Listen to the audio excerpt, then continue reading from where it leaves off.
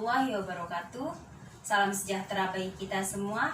Perkenalkan, nama saya Pusma Ulvina dari Fakultas Ilmu Komunikasi Public Relations Universitas Dian Nusantara. Yang terhormat kepada Ibu Cornelia Johana SIKOM MIKOM selaku dosen pembimbing mata kuliah Public Speaking, dan kepada teman-teman yang saya sayangi dan saya cintai.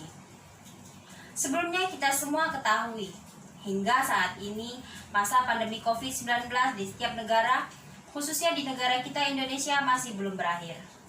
Dan kita tahu entah sampai kapan wabah ini akan berakhir. Indonesia menghadapi virus corona, dan sejumlah pemerintah daerah pun telah menetapkan kasus tanggap darurat COVID-19. Kasus COVID-19 di Indonesia resmi diumumkan pada awal Maret 2020 tahun lalu. Tidak butuh waktu lama, virus corona menyebar dengan cepatnya. Pandemi COVID-19 memberi dampak besar pada berbagai aspek kehidupan masyarakat di Indonesia. Untuk mencegah penularan yang semakin meluas, kegiatan yang berpotensi mempertemukan banyak orang dalam satu waktu yang sama pun kini dibatasi. Peristiwa yang sudah berlangsung cukup lama ini tentu banyak mempengaruhi berbagai sektor kehidupan kita. Banyak dampak-dampak yang ditimbulkan selama COVID-19 yang sudah hampir 1 tahun ini, seperti tingginya angka kematian, pembelajaran jarak jauh, resesi ekonomi yang dialami Indonesia dengan tingginya penularan COVID-19 membuat mobilitas masyarakat menjadi rendah, sehingga mengakibatkan kelesuan pada perekonomian.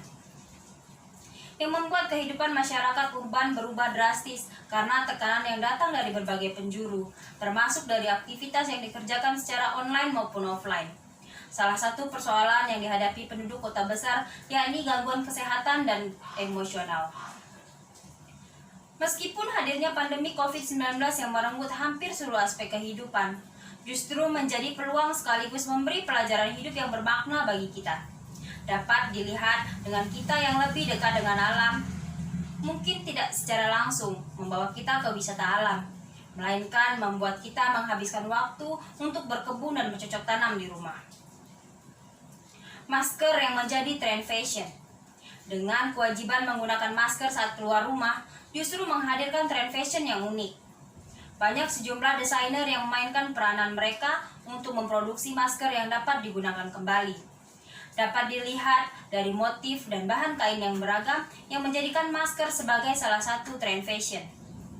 Working from home menjadi realitas, dapat kita lihat. WFH benar-benar menguji kita secara fisik dan mental.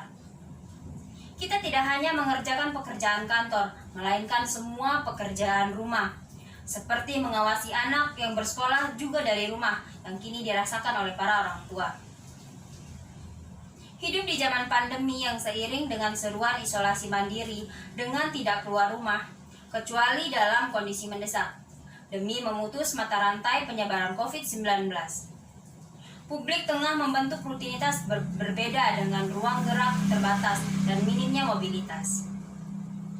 Publik juga tengah khawatir menghadapi kondisi ketidakpastian tentang sampai kapan kondisi ini akan berakhir. Seakan masyarakat sedang dalam kondisi melawan musuh virus yang tidak pasti. Pilihan memang tidak mudah, bukan lagi antara menjaga kesehatan atau melangsungkan kegiatan ekonomi. Pemerintah sejak awal sudah menegaskan posisi untuk berdamai dengan COVID-19. Walau ada vaksin, tidak bisa mengejar kecepatan virus ini. Jadi, sebelum vaksinasi selesai, semuanya sudah banyak orang yang terinfeksi dan kena masalah kesehatan dan makin banyak yang meninggal.